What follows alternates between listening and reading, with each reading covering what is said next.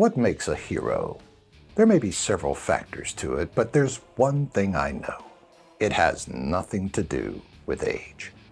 Though some may discredit children as immature and dependent upon adults in their lives, I have 3 stories to tell you that may have you thinking differently about the child or children in your life.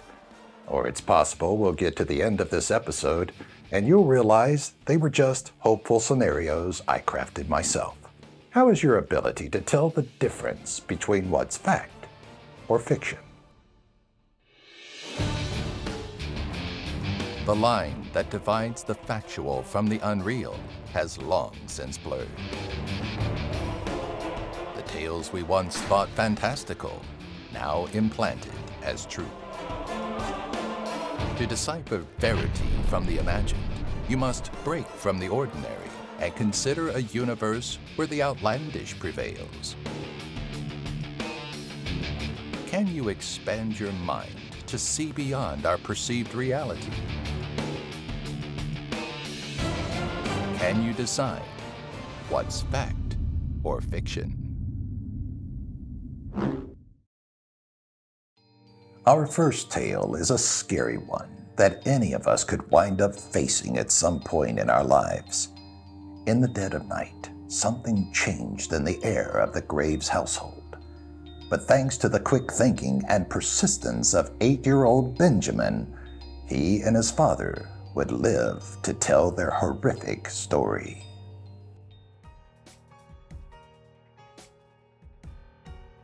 It wasn't the first time Benjamin and his father fell asleep during their Friday night film fest.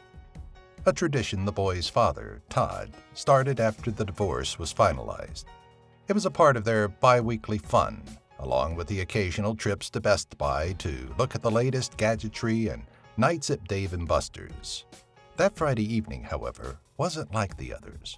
Usually, it was Todd who woke up first and moved Benjamin to the smaller spare bedroom.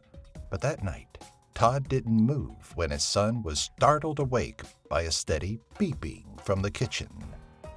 When Benjamin stood, he almost fell back down to the ground, his head woozy and lightheaded. He was lethargic and only wanted to lay back down, but that steady beep, like an alarm needing to be silenced, kept him from doing so. He shook his father, but received no response. Todd was a heavy sleeper, but he always woke up when his son shook him. Benjamin started to panic and, despite his own weariness, recalled the phone number he was told to call in emergencies. Todd's phone was charging in the kitchen, and the closer Benjamin got to it, the louder the beeping became. Then he saw it, flashing against the wall, the new device his father had bought during their last trip to Best Buy. Its name escaped him, but he vividly remembered Todd telling him that if he heard it beeping, he was to leave the house and get help. The severity in his father's voice wasn't lost on the boy, and so Benjamin fought against the dizziness and aimed to get them both out of the house. He pulled the heavy front door open before turning his attention to his unmoving father. Todd came off the couch with a thud, but that was the easy part. The living room was near the front door, but his father was a boulder compared to the young boy's small frame. As much as he pulled, Todd barely moved, even on the slippery hardwood floors. Before his little body could give up under the stress of the situation and the threat of carbon monoxide poisoning, a voice came from right outside the front door. Benjamin didn't hear it, however, and continued to tug his father unsuccessfully across the floor. Before he could give up, he felt a hand grab his arm. "Get outside, Ben," a male voice implored, pushing him towards the door. Confused, Benjamin stumbled outside as Todd's neighbor, Chris, pulled the unconscious adult from the house. By the time he was in the chilled, fresh air of the night, Benjamin's mind was too clouded and jumbled to comprehend what had happened. It wasn't until he was in the hospital that he was able to make at least some sense of what had happened. The beeping had been loud enough to startle Chris, who ran over when it hadn't stopped. When Todd eventually woke up and was told of what happened, he cried at the thought of his son's heroism and, in between chiding him for not leaving the house as he was told, lauded him as his hero. If in the same situation, do you think you'd be as heroic as young Benjamin? Maybe a better question to ask is whether or not an 8-year-old boy could stave off the effects of carbon monoxide poisoning to try and save his father.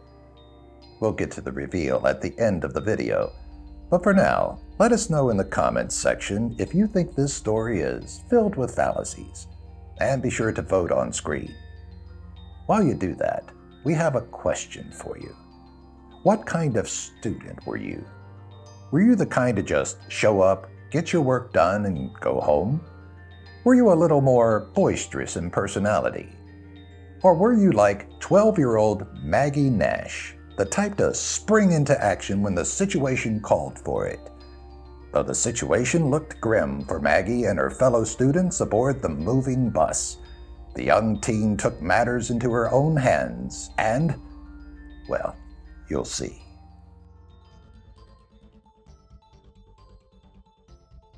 Maggie enjoyed keeping to herself on the morning rides to school. Actually, she really preferred to be driven, but her mother's change in shifts over the past week forced her to endure the loud conversation, unusual scent, and jagged tears in the worn seats.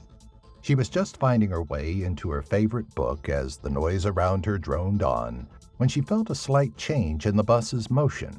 Pulling her head up from the pages in front of her, her eyes fell on the driver, who was clearly no longer steering the bus. His hands were in the air, waving desperately for someone to take notice of him. It was at that moment Maggie realized what she had felt. The bus was slowly drifting off the road. Before her mind could really comprehend what was wrong with the driver, her body kicked into action. She leapt from her seat, the contents of her backpack spilling onto the grimy floor. By the time Maggie reached the driver, his flailing had stopped and his body had gone limp. Behind her, she could hear her fellow classmates finally grasping the situation at hand. In front of her, the bus continued to barrel down the road. Luckily, it was mostly empty, giving her just enough time to act. With the driver still in the seat and her legs too short to reach the brakes, Maggie's mind sought for an answer in the brief life experiences she had. Then it came to her. In a book she had read, a similar scenario played out, and to stop the speeding vehicle, the hero simply pulled the key from the ignition. She knew fiction didn't always mimic reality, but even as she doubted that it would work, she wrapped her small hand around the key and twisted it toward her. Surprise and elation washed over her as the key slid out of the ignition and the bus's engine seized. Though it continued forward, its speed reduced greatly as she steered it onto the shoulder. She only had a moment to enjoy relief before a booming voice from the bus's door asked her to step back, and a school staff member, who had happened to be behind the bus, rushed to the driver. It was a strange day after that, as news crews asked her a host of questions about the incident, but even through her concern for the driver, she was able to enjoy being called a hero for her quick action. Thanks to Maggie, the wheels on that bus do get to go round and round for a while longer. Do you think the heroic student really stopped a bus from crashing while the driver lay unconscious in his seat? Or do you think this is something a child is even capable of doing? Leave your thoughts in the comments section and vote on screen now. And get ready for our third and final story. This one may hit close to home for some of you xenophobics. People go crazy over adorable puppies and loyal canines, but for people like young Xander Glover, nothing is more terrifying than the gaping maw of a dog. The 11-year-old, however, was forced to face his fear and decide what was more important, his safety or that of his younger brother. Don't let your brother out of your sight. Xander had spent his entire summer off from school looking after his toddler brother Lance, and his mother wasn't about to let him off the hook yet. He had to beg just to be able to play in the front yard. But of course, his wobbly-legged Ken had to join him. What did he know about Transformers, let alone how to properly handle Optimus Prime?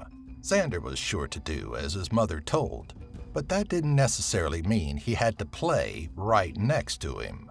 Enjoying the hard surface of the driveway over the cushioned grass, Xander took his lot of toys with him, leaving Lance to fend for himself in the uncut lawn.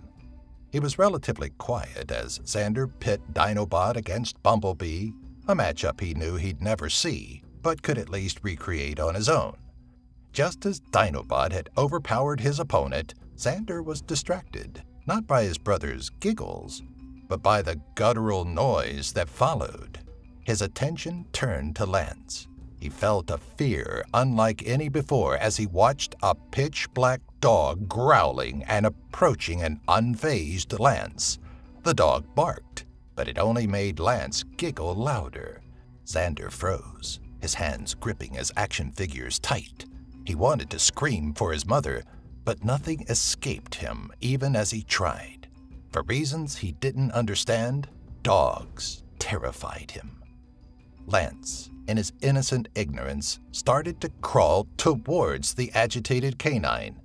The dog snapped its jaws at the young boy, missing him by inches and startling him. Lance's sudden sobs snapped Xander from his daze. His brother needed help, and he couldn't wait for his mother. What if she was in the bathroom? He sprang up from the hard ground, Dinobot in hand, and ran to Lance.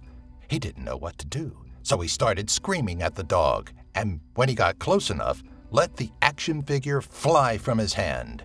He knew nothing of aiming, had never played a second of catch with his father, but his throw landed perfectly on the animal's snout. It yelped and recoiled as the hard plastic slammed against his head. Xander hadn't registered the hit and kept screaming until the dog, injured and confused, took a few steps back. Xander was in his frenzy even as his mother rushed outside, scooped up Lance into her arms, and dragged him back inside. Xander's pulse thumped in his head, but he could hear his mother consoling the still crying Lance. Beneath the screams of his brother and the noise of his own head created by a pounding heart, Xander could hear his mother thanking him as she pulled him in for a hug. People overcome fears all the time. So is it so unbelievable that Xander could master his to pull his baby brother from harm's way? Let us know your thoughts on the validity of Xander's story, and make sure you vote on all 3 stories. Now, let's get to the reveal. Are you ready to find out if you can decipher between fact or fiction? Let's look back at tonight's 3 stories and find out which were born from reality and which were fabrications of the imagination. Looking back at our 3 tales of heroic children, we start with the carbon monoxide nightmare. Do you believe that young Benjamin was able to fight off the effects of the carbon monoxide leak and try to help his father outside? It may not sound too far-fetched, but sorry, it isn't one that was ripped from reality.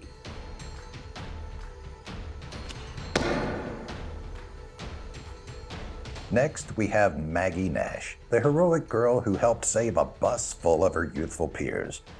Did a preteen have the sense to spring into action and pull the key from the ignition to stop a roaring bus?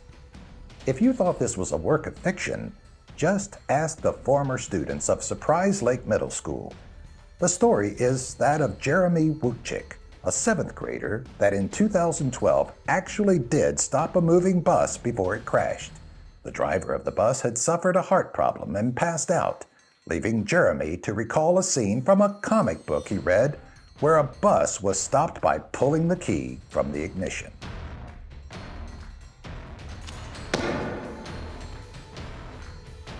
Finally, we have the heroics of dog-fearing Xander.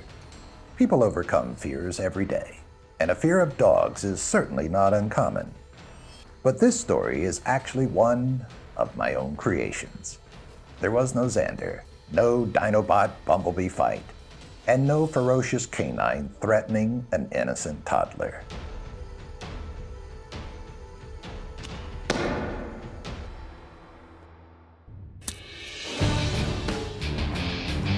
How well did you do in tonight's video? Did you look past the deception of our world and define the off-blurred line that struggles to separate lies from the truth? Let us know in the comment section below.